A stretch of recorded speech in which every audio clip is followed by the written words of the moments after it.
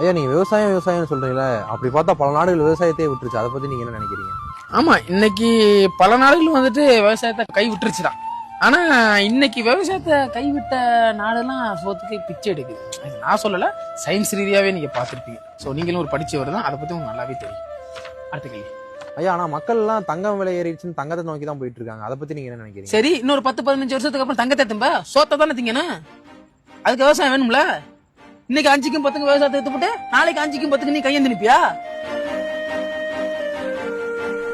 முட்டாள்தனம் தம்பி. நம்மளும் நம்ம தலைமுறையும் அடுத்த நாளைக்கு 4 பேர்ட்ட கையெழுந்து நிக்காம இருந்து வாழணும் அப்படின்னா அதுக்கு நம்ம கிட்ட உள்ள விவசாயத்தை நம்ம காப்பாத்திக்கணும். அப்படி காப்பாற்றப்பட்ட விவசாயத்தை கைப்பற்றுறதுக்கு ஒரு கும்பலே தெரியுது. அந்த கும்பல் கிட்ட இருந்து நம்மளை காப்பாத்திக்கணும்னா அது